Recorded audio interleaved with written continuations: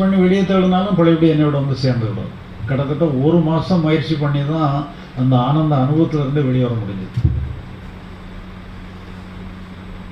சரி, இப்போ நம்ம தரையிறங்கியாச்சு. ஏதோ கோபுரத்தில் இருந்தோம், இப்போ அப்படி கடைசியில் முயற்சி பண்ணி பண்ணி பண்ணி பண்ணி கீழே இறங்கியாச்சு, தரையிறங்கியாச்சு. ஆகாயத்தில் சஞ்சரிச்சுக்கிட்டு இருந்தோம், இப்போ தரமட்டத்துக்கு வந்தாச்சு. இந்த ஆகாயத்தில் தங்கிட்டு இருக்கிற வாழ்க்கை வேற, தரையில் இறங்கின பிறகு உள்ள வாழ்க்கை வேற. நீங்கள் மேலே இருக்கிற வரைக்கும் உங்களுக்கு எந்த பிரச்சனையுமே கிடையாது, எல்லாமே உங்களை கண்டு ஓடிடும், நீங்கள் ஆனந்தமாக தான் இருப்பீங்க. இப்போ தரை இறங்கின பிறகு என்ன ஆச்சு? இப்போ அந்த கவசத்தை கலத்தி கிளப்பட்டோம். கவசம் இருக்கிற வரைக்கும் வாழை கண்டும் பயப்பட வேண்டியதில்லை, ஈட்டி கண்டும் பயப்பட வேண்டியதில்லை. இப்போ அந்த கவசம் ஆனந்த அனுபவங்கக்கூடிய கவசம் என்னை விட்டு போயிட்டுது. ஒரு குண்டூசியை கண்டா கூடக்கும் பயமா இருக்கு.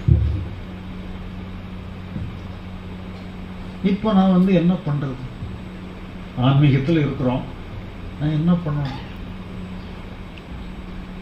ஆனந்த அனுபவத்தை அடைஞ்சி பார்த்தாச்சு, ஆனந்த அனுபவத்தை விரட்டி தான் விட்டுருக்கு. முதல்ல கடும்பாடு விட்டு கொண்டு வந்து சேர்த்தோம், இப்போ கடும்பாடு விட்டு அதை விரட்டி விட்டுருக்கோம். அடுத்தாப்புல என்ன பண்றது?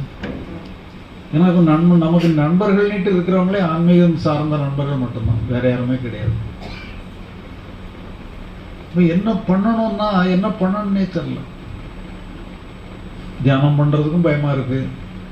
ஆன்மீக, ஏன்னா நமக்கு வந்து எந்த முயற்சி பண்ணாலும் ஆன்மீக சம்பந்தப்பட்ட முயற்சி தான் பண்ணி தான் பழக்கம். இப்போ அந்த முயற்சியை கையில் எடுக்கிறதுக்கும் பயமா இருக்கு. அதே நேரத்தில் நண்பர்களோட இருந்து பேசுறது, வைக்கிறது, அளவளவுறது, சத்சங்கம் மாதிரி பண்றது, இதெல்லாமே பிடிச்சிருக்கு, அதோட பண்ணிட்டு இருக்கோம், பயணம் பண்ணிட்டு இருக்கிறோம். ஆனா என்னன்னு சொல்லி சொன்னா எதுலையுமே முழு மூச்சா பண்ண முடியும். ஏன்னா என்ன பண்றதுன்னு தெரியல. தியானத்தை பண்ணி பணந்த ஆனந்த அனுபவத்துக்குள்ள போறதுக்கும் பயமா இருக்கு, அதே நேரத்தில் சும்மா இருக்கிறதுக்கும் பயமா இருக்கு. ஏன்னா ஒன்றும் பண்ணாம ஆன்மீகத்துக்கு உள்ள முயற்சி எதுவுமே பண்ணாம சும்மா இருக்கிறதும் கஷ்டமா இருக்கு. பண்ணனாலும் கஷ்டமா இருக்கு, பண்ணலனாலும் கஷ்டமா இருக்கு. என்ன பண்றதுன்னு தெரியல. 47வது வயசுல ஏற்பட்ட ஆனந்த அனுபவம் வந்து 48வது வயசு வரைக்கும் வந்தது. அதுக்கப்புறம் ஒரு 10 வருஷம், 48ல இருந்து 58 வரைக்கும் என்ன பண்றதுன்னே தெரியல. ஒரு 10 வருஷம் போராட்டம் தான்.